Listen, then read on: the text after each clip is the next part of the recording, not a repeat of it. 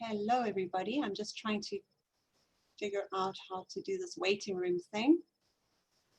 Can everybody who's already here hear me? Yes, we can. Great, thank you. Okay, we're just getting everybody in. Derry, yay, you're here. How do I unmute people? Let me see. Well, I've unmuted myself. Oh, perfect. I got the time wrong. Nearly didn't make it. Oh, well, you got here now. That's great. 5 hours difference here. Okay. Yeah, 6 hours difference here. All right, we've still got a couple of people coming in. So if we can just let them in. Is there a way to disable this waiting room so people can just get in? No, okay. All right. Okay, I think everybody's in. So I think let's just start by briefly saying hello. So I'm Clements, and you can pronounce it however you like. I love all variations. I'm based in South Africa, in Johannesburg. I'm a founder member of Riverstone Village self-directed education community. We've been open for 3 years this month.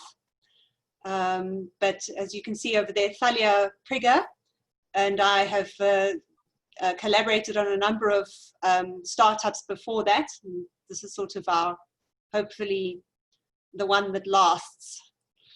And I've also been working for the last couple of years supporting people who want to become self-directed education facilitators, because when we got ready to open Riverstone Village and we wanted some staff training, we couldn't find any. So we had to create our own, and I quickly realized that there was actually a need internationally for the same thing.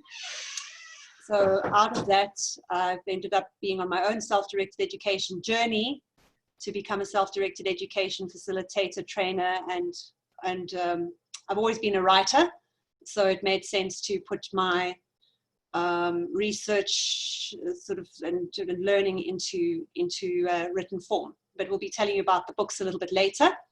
I'd like to now quickly hand over to Derry to introduce himself. Oh, okay. I've lost the picture, but never mind. Yeah, I'm Derry Hannam from England. Excuse me. Problem with laryngitis. Too many Zooms. I'm a retired school principal, school inspector. Work as a consultant in democratic education generally these days, or student participation in their own learning and in running the schools, managing the schools that they're members of.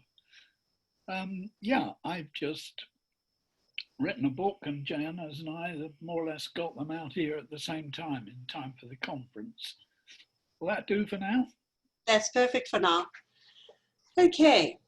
So I'm going to just jump us straight into the session, because we're hoping that there'll be enough time in the session for us to also do a little bit of practical workshopping together around motivation in education.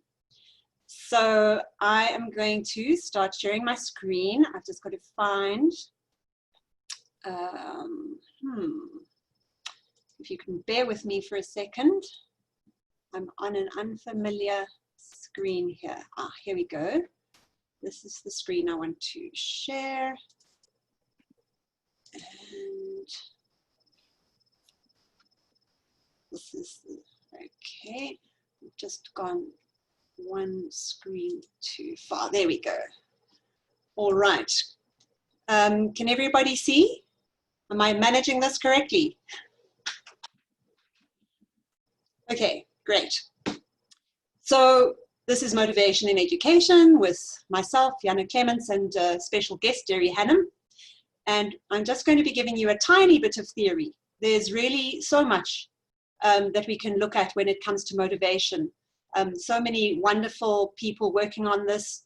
A couple of the people that I touch on in my book, we just don't have time to include in this session, would be Csikszentmihalyi and his theory of flow, Stephen Porges with polyvagal theory.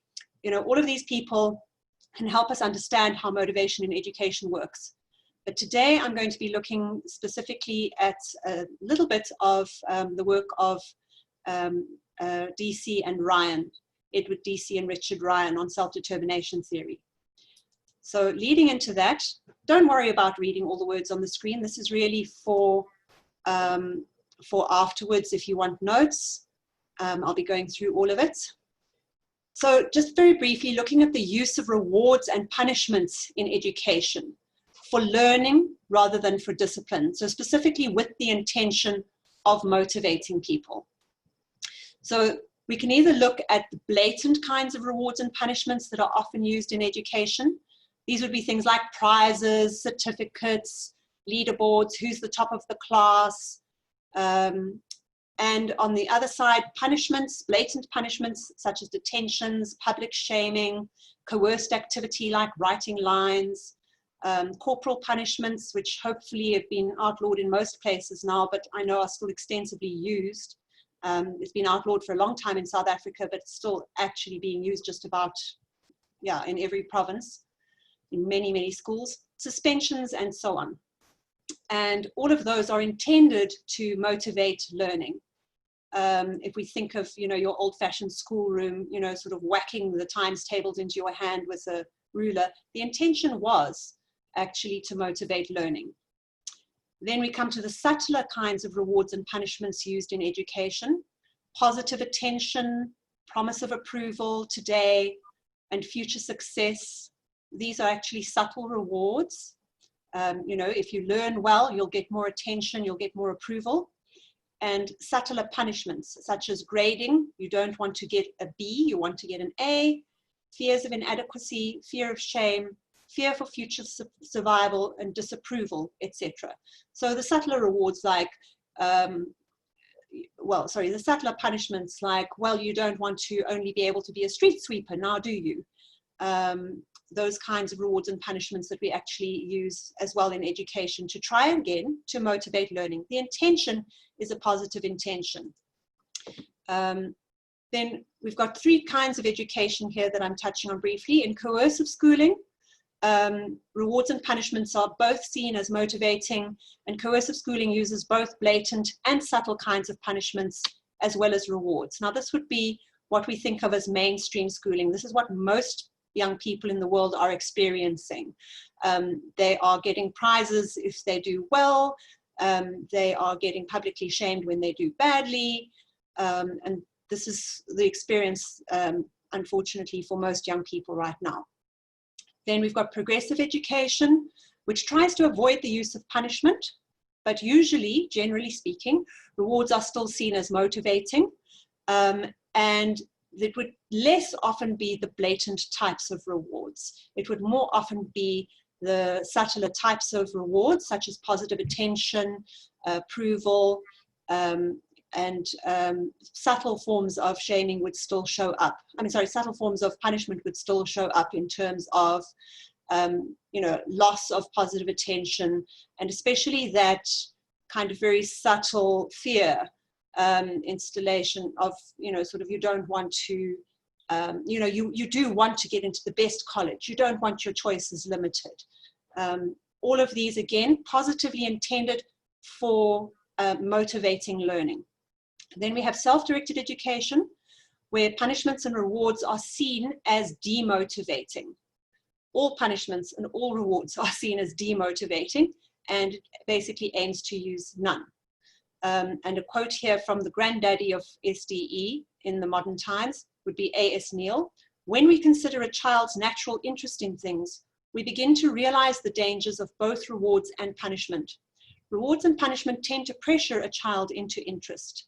But true interest," oops, sorry, my quote is hidden underneath my taskbar. True interest is, I can't read it, is the life force of the whole personality, and such interest is completely spontaneous. So with those different attitudes towards using rewards and punishment for motivation, let's now take a little bit of a look at the work of Ryan and DC to try and look at why might this work if this is so? Why would self-directed education have a good reason for avoiding reward and punishment as a way to motivate learning.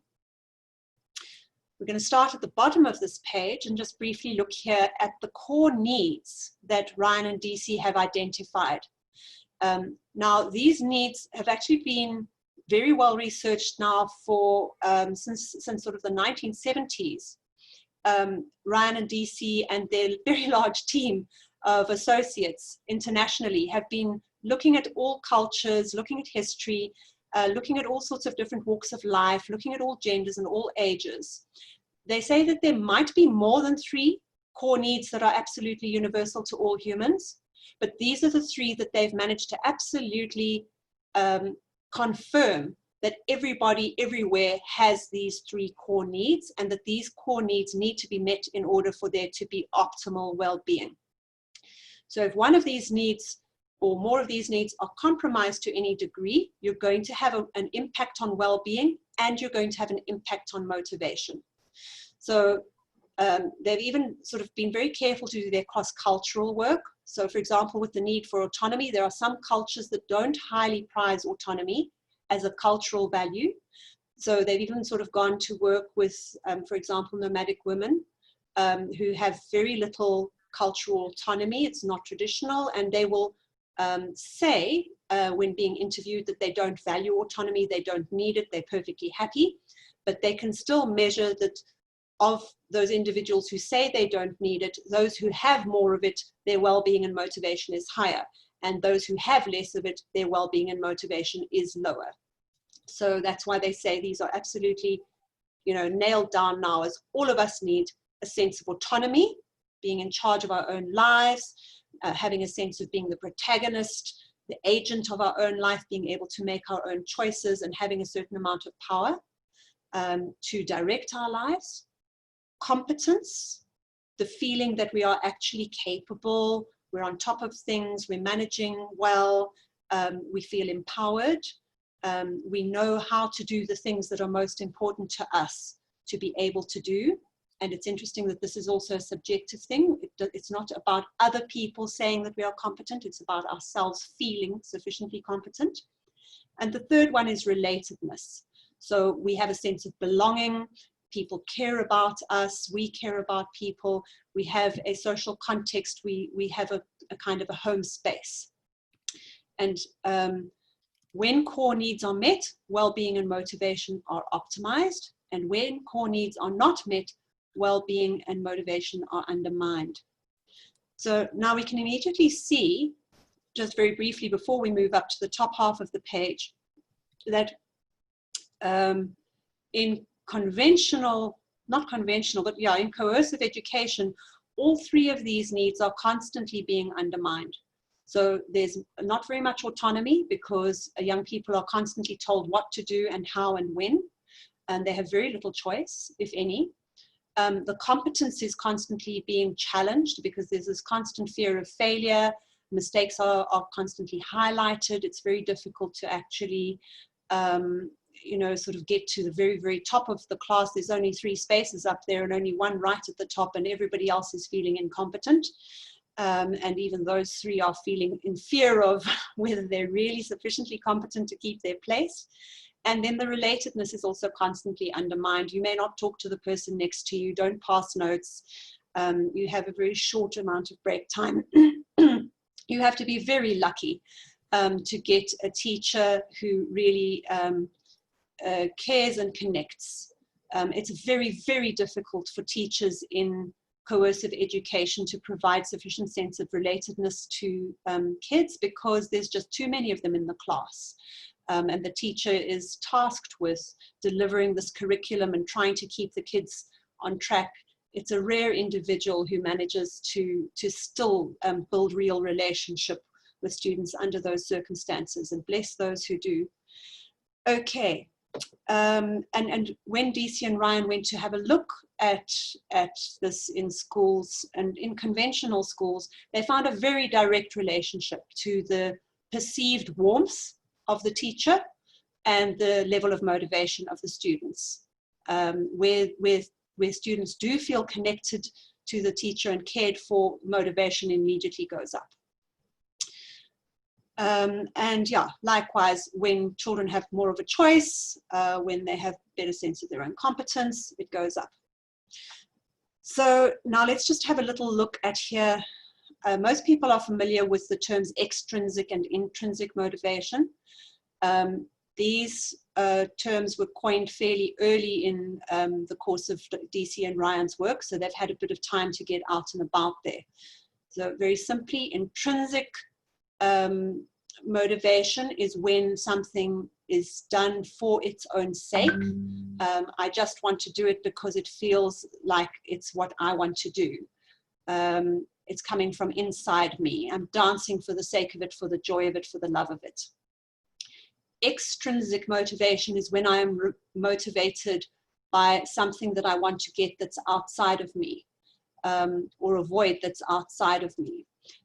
So rewards and punishments would usually be how extrinsic motivation shows up. So I want to avoid getting detention, so I'll do my homework, and I want to get the praise that comes along with getting an A, so I'll study for the test. So later on in their work, DC and Ryan actually came to the conclusion that beyond just extrinsic and intrinsic motivation, it's actually more useful in many ways to look at controlled versus autonomous motivation. So controlled motivation would be when somebody else is getting you to do something, either obviously or maybe more subtly through some kind of manipulation. And autonomous motivation would be when I am getting myself to do something, I'm motivating myself. But they refined this because they discovered that autonomous motivation can be both intrinsic and extrinsic. It's not always intrinsic. So for example, if I am dancing because I feel like dancing, I'm autonomously motivated in an intrinsic way. If I love dancing and I decide to become a professional dancer, I might now start also being extrinsically motivated to, for example, pass my exam in order to get into a company, ace the audition so that I can get a lead role, move to a different company so I can get a better salary.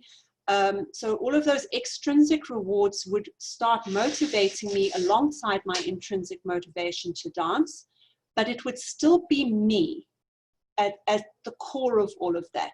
It would be my wish, my idea to try and pass the exam, ace the audition, or get the better salary. So when autonomous motivation remains autonomous, it's very sustainable. That individual is likely to carry on working, putting in the hard work, doing what it takes in order to keep achieving in that field. However, once motivation is perceived as controlled, it's perceived as coming from somebody else is getting me to do this, it's no longer sustainable. There's quite a high danger of extinction. So if I'm practicing studying ballet and somebody else says, you know, it would be really great if you did your exams and you did well, because then maybe you could get into this company here, and I would love it if you got into this company here because wah, wah, wah.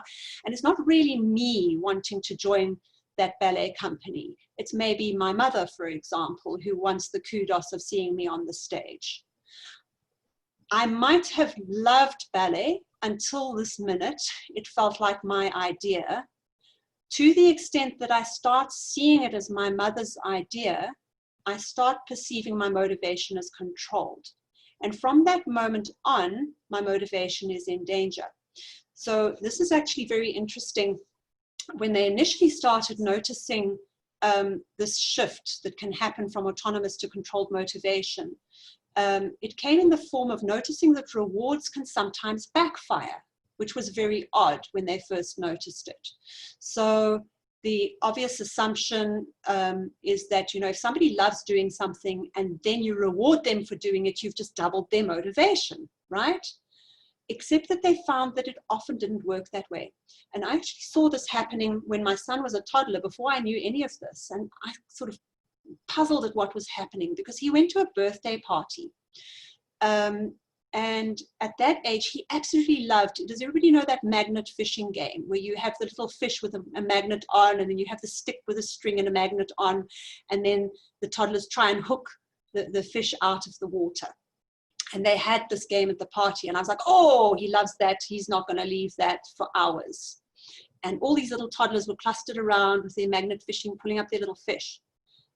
And I noticed that they were leaving very quickly, which was puzzling. And then I went over and I saw that they were using this activity in order to hand out the party pack treats. So every time you pulled out a fish, you got the thing for your party bag. And there were only about 3 or 4 things going into that party bag, and then it was done. And the toddlers were leaving the moment that they'd filled their party bag. Whereas without that, I knew for a fact my son would have played for ages. So I was very puzzled. But later, when I came to study motivation, I found out why. That giving a reward for something that was intrinsically motivated can very, very easily move the subjective experience from an experience of autonomous motivation into a subjective experience of controlled motivation. It no longer feels like my idea to fish for those little fishies. It feels like your idea to give me the reward. And now you've stopped giving me the reward. You're not getting me to do it anymore. You've shifted my motivation from autonomous to controlled, and now you're no longer doing the controlling. I no longer have any reason to do this. And this is where we can also really sadly often see the love of learning extinguish, where a child is really passionate about doing something until adults move in and get too helpful, too encouraging, too supportive. It doesn't even have to be a matter of reward. It's just a matter of subjectively, depending on that individual child's personality, the experience for them shifts from this was my idea and I'm doing it for me to I'm kind of doing this because you want me to. I'm kind of doing this because you're encouraging me.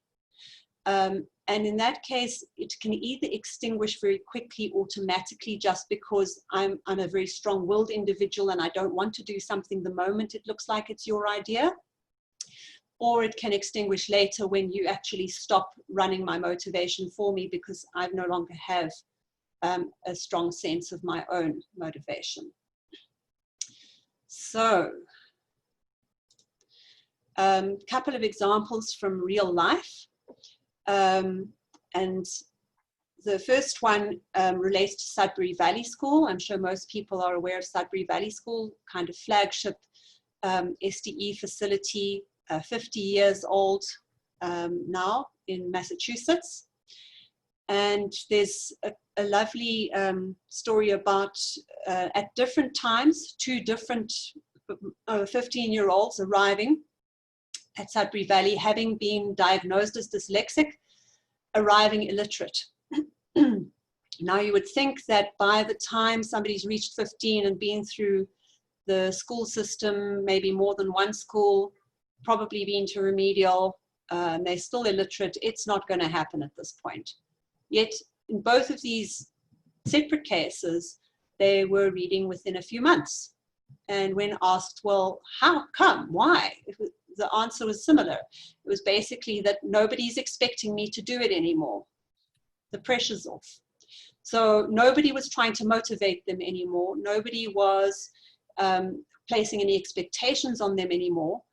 But at the same time, let's just go back here. At the same time, it wasn't a matter of neglect or being ignored.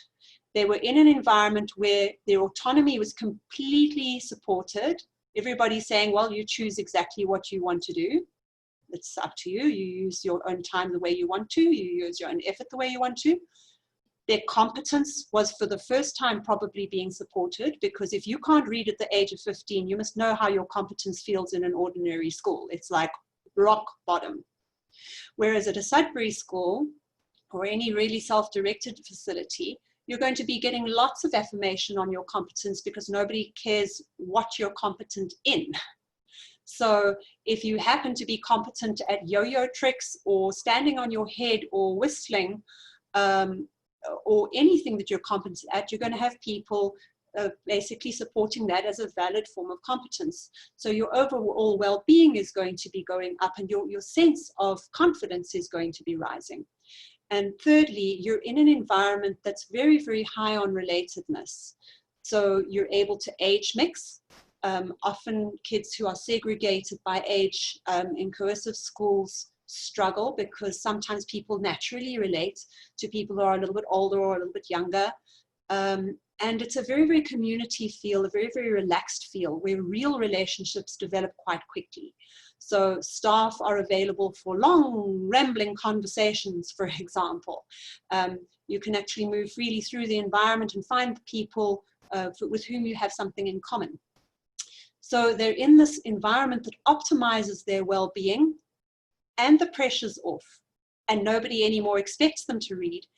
Therefore, it can actually allow their own autonomous motivation to emerge, whether that's completely intrinsic and they're just like, well, you know what, I actually really would value being able to read Harry Potter for myself instead of having to do the audiobook, or whether it is intrinsic but autonomously motivated in extrinsic.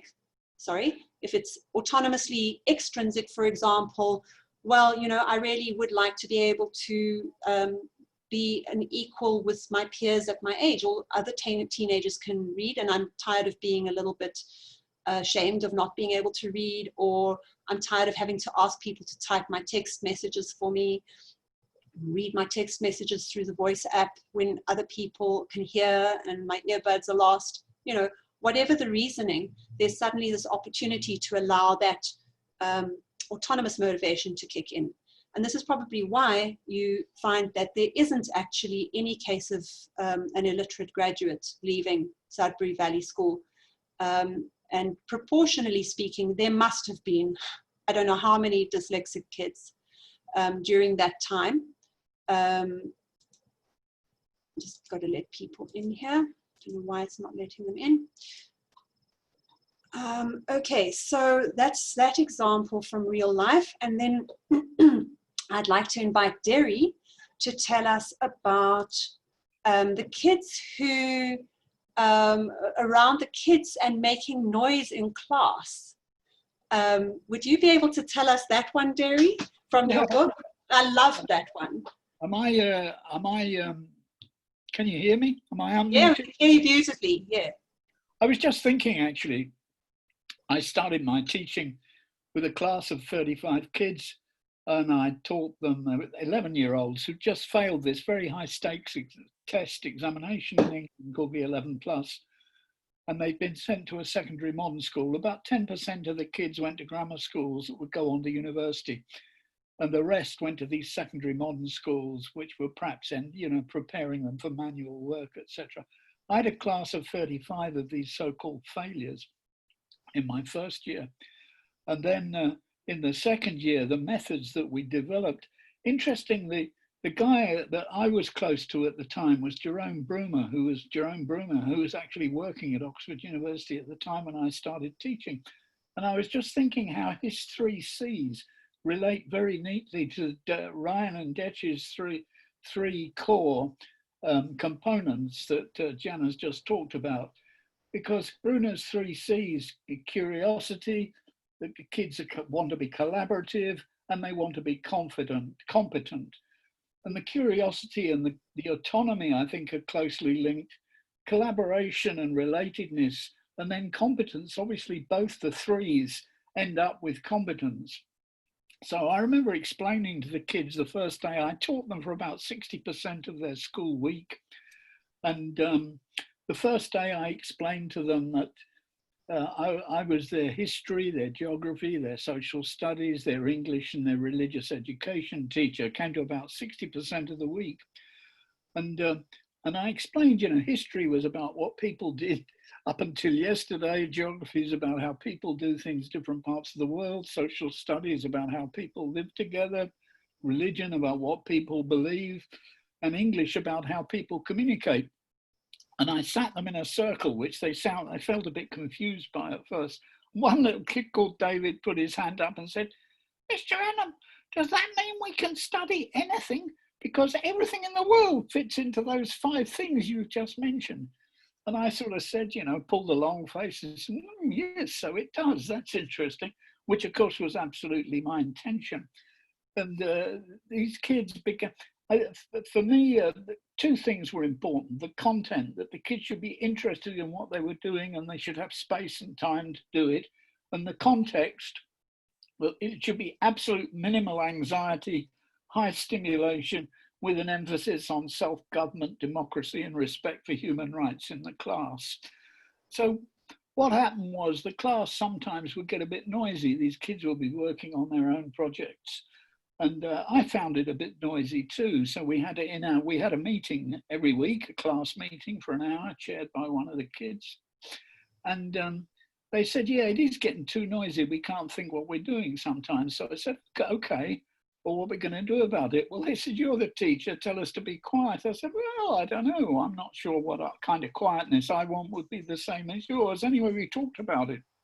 And they created a system where if 5 kids found it too noisy, they would put their left hand up and we'd have a 5 minutes. Sometimes it was 5, sometimes it was 3, sometimes it was 4, but there'd be a period of silence. And then, of course, we tried it, and I thought it was great. The room really did become quiet. It worked. Somebody's job was, someone was elected to say 5 minutes up after the end of the quiet time, and somebody else's job was to say there's 4 or 5 hands up, so we're going to have a quiet time. And kids would whisper in the quiet time, and I thought that was fine because I could think and do what I wanted to do. It didn't stop anyone working, but the kids were really upset at the fact that whispering was going on. They said, no, it's supposed to be a quiet time, no whispering. So that led to, what are we going to do about the whisperers? And so that led to the creation of a class court, used to meet last thing on a Friday afternoon. If you whispered in a quiet time, you got your name put in the book by the bookkeeper, whose job was to keep an eye. If you got your name put in the book more than 5 times, you'd have to come up before the class court. It was quite hilarious. Kids came up with lots of rules like this. Sometimes it would really get me into trouble. I didn't teach them for mathematics, so when they went off for the math class, they had a teacher who wasn't a really very good teacher, who used to shout and bawl at them, and they used to shout and bawl back, and nobody learned much mathematics. And so eventually one day the kids decided they weren't going to put up with this. They did want to learn some maths. So they used their quiet time rule in this other teacher's class. And suddenly the class went quiet because 5 hands went up and the timekeeper said 5 minutes quiet. The class went absolutely quiet. And then the teacher started shouting at them, why have you gone quiet? But the funny thing was nobody would answer because it was a quiet time. They didn't want to get their name put in the book. Of course, they were really causing problems for me. I'd said to these kids, look, these rules apply in my class, but not in other people's. They said, oh, we're really sorry, Derry, but we wanted to learn some maths. I got thrown out of the union for that one, for undermining other teachers' discipline. We had a whole lot of experiences like that. Anyway, how's that for a start, Jana? I can say some more, but I'm using up too much time. No, I think that was lovely, Derry. And hopefully we'll come back to some more a little bit later. But yeah, that was really great. So I just want to stop you there so that I can highlight a few things from what you've been sharing there. So, you know, firstly, these kids came into your class fairly demotivated, having had their competence badly dented. And so, you know, essentially what you did is you gave them autonomy. You know, you stepped back from being the authority figure. And, you know, sort of gave them the power to figure out how to solve this, which also simultaneously completely acknowledged their competence to be able to do so. You were making the assumption that they could solve this, they could manage this, which is a very strong message. And then the relatedness. Firstly, it put you into a different kind of relationship with them that felt safer and more humane. And secondly, it gave them the opportunity to interact with each other collaboratively. And so the results are beautiful. As you say, they end up kind of being stricter than you would have been, and sort of really taking ownership of this and really taking responsibility. Yeah. So I picked these two examples specifically because I think that these are two of the core things that people look for from education. We look for literacy and we look for the ability to take responsibility. And both of these examples really highlight the fact that the more that we try to control motivation on these aspects, the less likely we are to get the results. The more that we actually support the development of sort of support the meeting of the core needs, the more we actually allow for the motivation to emerge and for the results to come through. So just to clarify, to be absolutely clear, so coercive education aims to actively motivate learners, preferably through positive means, but often through not so positive means. But either way, it often backfires, because motivational strategies undermine the meeting of core needs. On the other hand, self-directed education does not aim to motivate learners, but simply aims to treat everyone with respect and care. It's not that Derry or Daniel Greenberg or A.S. Neal sat down and said, how can we motivate these guys? Oh, I know what, we'll meet their autonomy and their competence and their relatedness.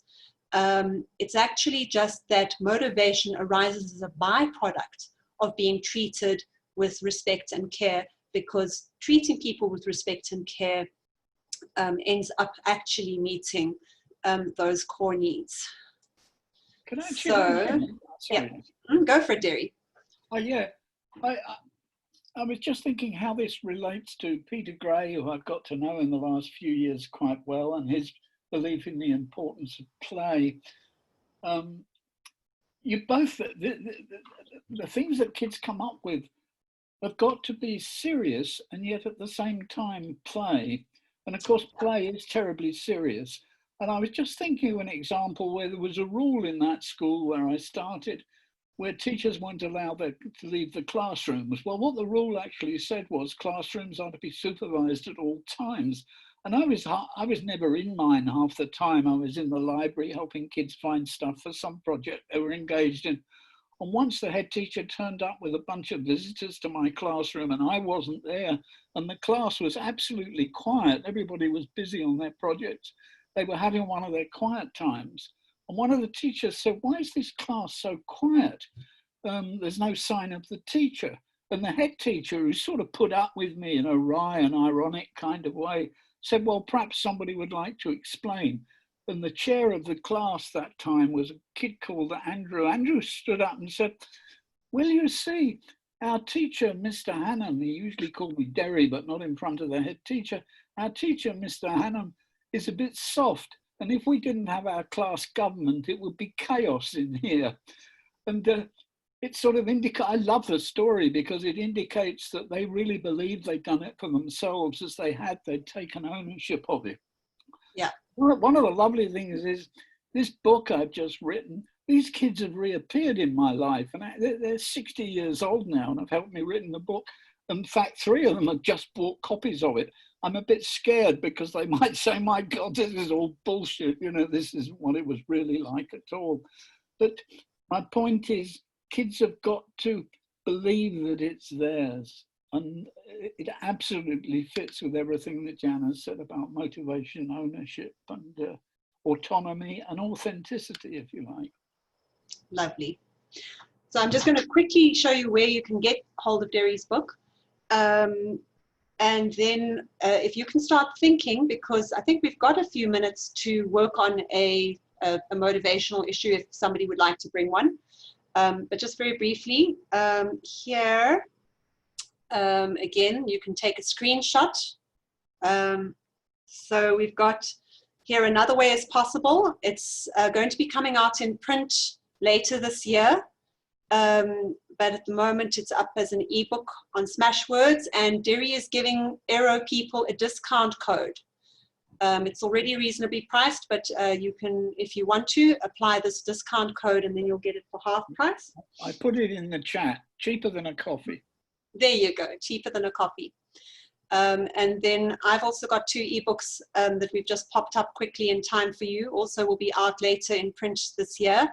I've put them at set your own price, which doesn't mean take them for free, but if you need to take them for free, please do. If you can pay, that would be fantastic. Pay what you think it is worth for you in your economy. You can also get hold of me through my Patreon and through horizontalcommunication.org, where I also assist people with communicating in ways that support autonomy, competence, and relatedness, because we don't always know how to do that. When we bring our communication skills we grew up with, we often try to support autonomy, competence, and relatedness, but it can end up backfiring. So I'm going to stop my screen share now and ask, would anybody like to give us something we can workshop, a motivational problem in education that you have experienced or are dealing with right now in your own life, or relating to a young person of your acquaintance? Would anybody like to bring something? I see we've got a few things in the chat. Yeah, I see here a nice comment here. Self-design also has experience with non-readers becoming motivated readers. It's very common the moment that you start meeting those core needs and take the pressure off. Discipline without distress, great. People have concerns about screen time. Yeah, now that's a whole other discussion, but I've really seen this autonomy, competence, and relatedness thing coming in very strongly to screen time. If we don't have somebody who wants to bring a problem, we could look a little bit at Csikszentmihalyi's flow as it relates to screen time, because I do actually have a diagram here I can use. This is being recorded. AERO, yeah, will make this available to you. And Peter Gray talked about this last night, absolutely. Right, so I don't see questions. Okay. Is there any way to help youth find motivation while still attending a coercive school? It depends what you mean by find motivation. People are often looking for ways to help young people get motivated to comply with coercive school. How do I motivate them to study to pass their exams, for example? Personally, I think this is a bit of a dead end and a waste of time. It's actually not important whether they pass their exams. I know that sounds like absolute sacrilege, but you know, what we see in the self-directed education community is that it really doesn't matter whether they pass their exams. What matters is their self-esteem and their confidence. People can pick up content and skills at any point in their life if they have sufficient confidence and self-esteem. If their self-esteem and confidence are broken, they're not likely to pick up skills and information later in life either, unless they've gone through a healing process. So I would say the most important thing is to actually support their mental health and their self-esteem and help them find their motivation in other things, in other ways. So we're saying here this youth is getting depressed and not engaging in life as much because of the lack of stimulation at school. Can I ask, Alicia, is this a matter of their board at school because it's not stimulating enough, or can you give us a little bit more detail? You're welcome to unmute. Hi there, yeah. Yeah, I think probably bored, but also not feeling respected, not feeling the materials relevant, not having a positive peer relationships, that kind of thing. Mm-hmm. And what are the parents, what's the parents' stance? Do the parents think that it's really important to be passing exams? Not necessarily, but to be involved and at least participating and going. Right. Because to look at the autonomy, the competence, and the relatedness, I would immediately go to the kind of conversation people often have with kids who are stuck in a situation like this, to say something like, look, it really doesn't matter what your grades are. You know, that's just somebody else's idea of what you should be learning. So why don't you just do the barest minimum? Who cares? What do you want to spend time on? Because I'm sure that you have things you would like to spend your time on. Do you need any support accessing any of that?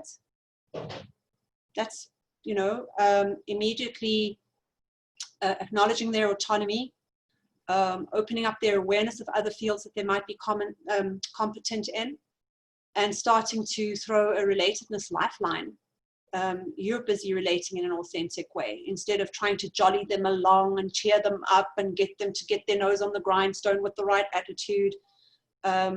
If you can just give them a space to express where they really are at.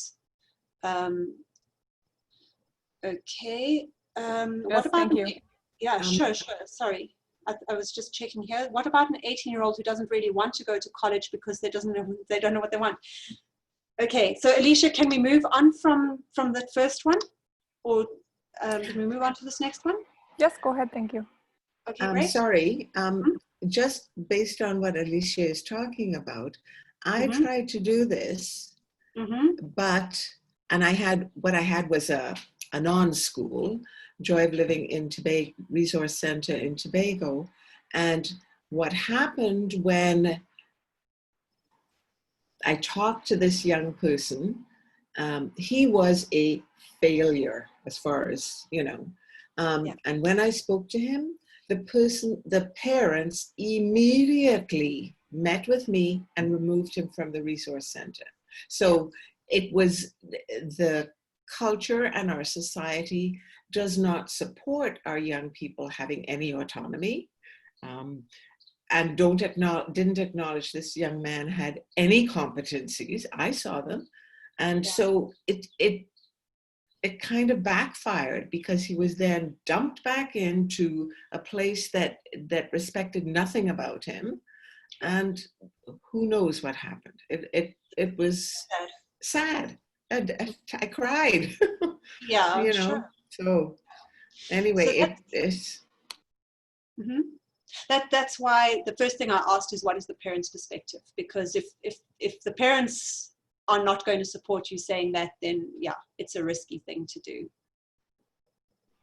Well, they brought him to me. Yeah. Which made me think, okay, there's something here, and maybe you know, being in our community, they are recognizing what his strengths are and that they are not in the school. They are, and they would tell me all the wonderful things he did. But I think the pressure of our society in Tobago, plus the mother's name and what she was expected to do. So they could go so far and then they pulled back to his detriment. Yeah. Unfortunately, this is often an experience in self-directed education facilities that the parents aren't actually deschooled as much as they seem to be. And we have to actually do quite a lot of support work to help parents really get their heads around what it really does look like once it gets underway. Go for it, Derry. Yeah, it's fantastic to see you, Jackie. I think it must be nearly 10 years ago in Puerto Rico. But anyway, fantastic. Sorry, that's just between me and you. She's waving. I wonder if I could just chip in here a campaign that we're running. It started in Europe, but it's spreading all over the place. It's called the 20% campaign.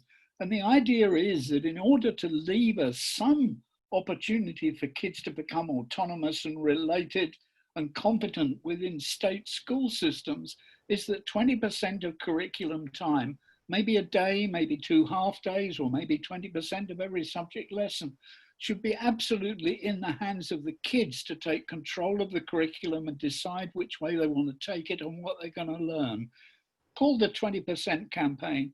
To some extent, it's based on the actual practice of some creative companies like 3M and Google, who give their staff 20% of their paid time in order to develop their own projects. I put a sort of brochure for the idea into the chat, but maybe it's something to think about. Thank you. Great. So I just want to address a couple of other things that have come up in the chat here. So what about an 18-year-old who doesn't really want to go to college because he doesn't know what he wants? Again, we're laboring under a cultural myth that you need to finish your basic education by the age of 18. You need to get into college at 18 or 19 or at the latest at 20. where do these myths come from? You know, they're just sort of factory style, you know, ideas.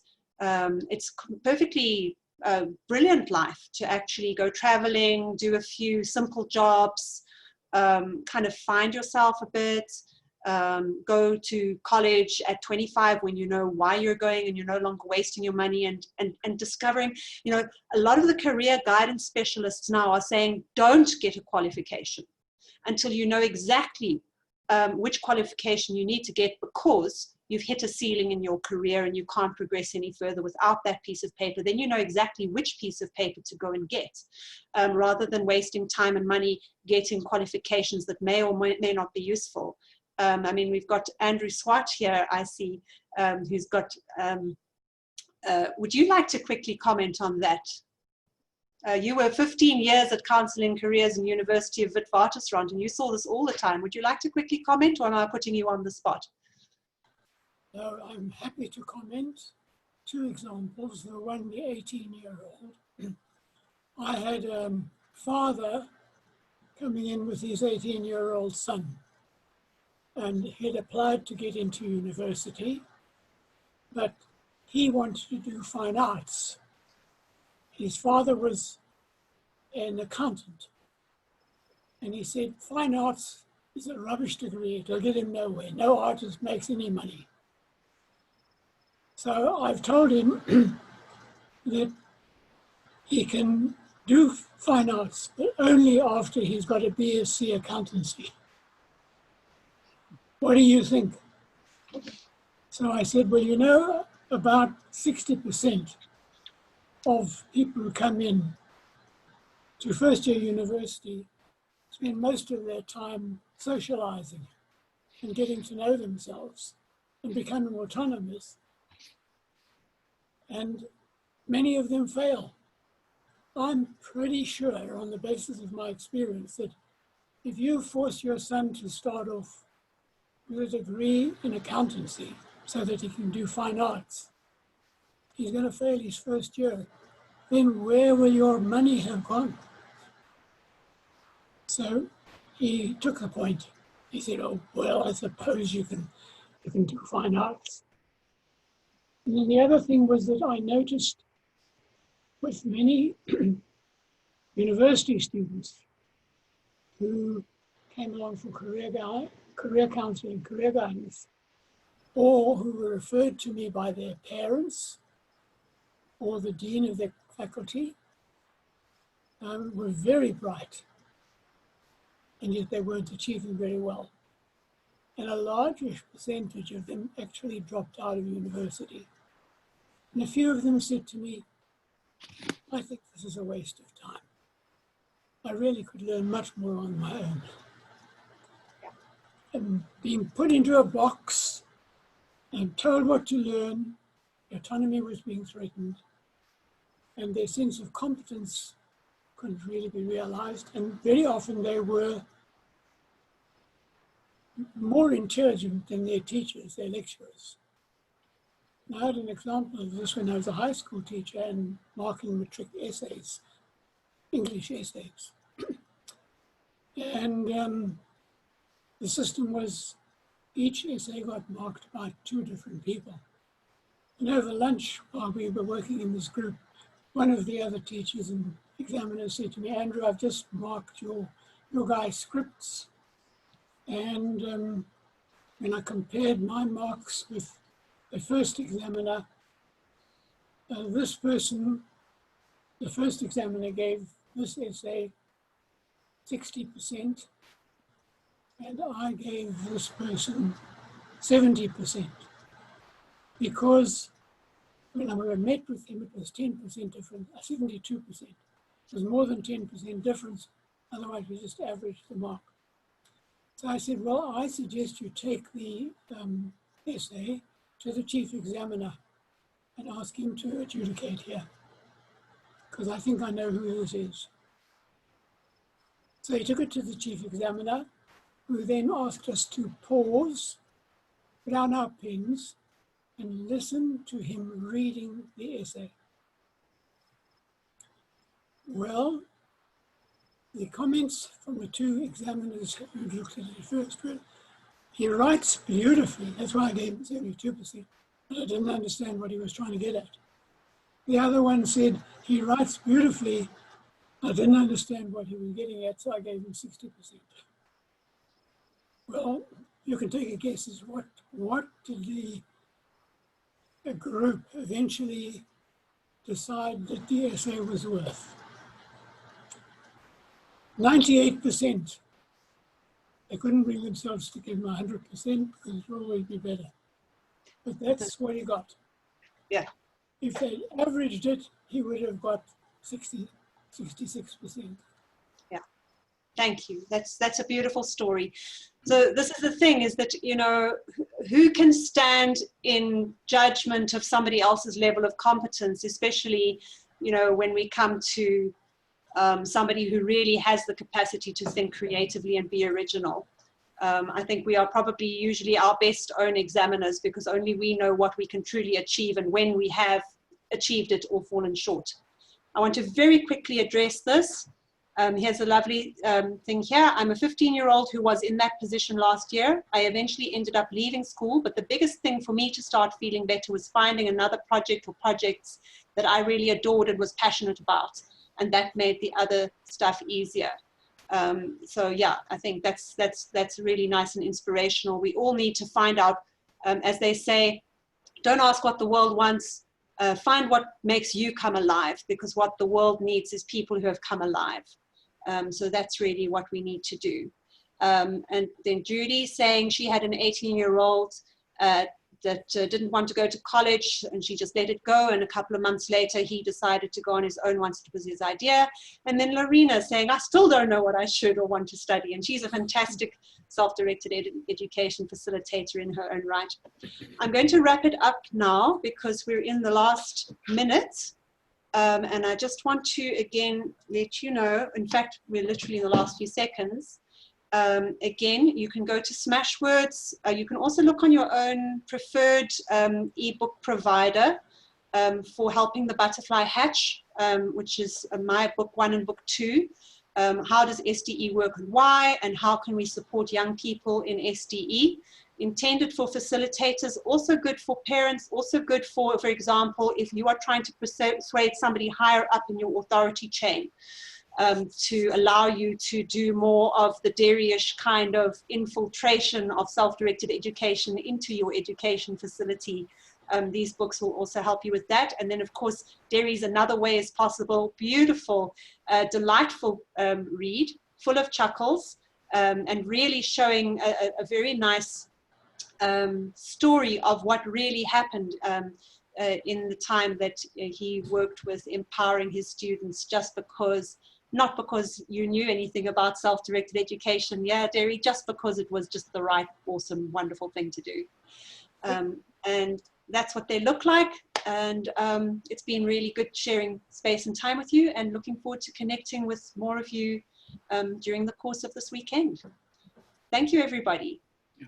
Thanks, Jan. And it's time to go on to your next, whatever is going to be next. Goodbye. Thank So you. much. Thanks, Derry. Bye-bye. Thank you very much. Thanks, Bye. Judy. Thank you.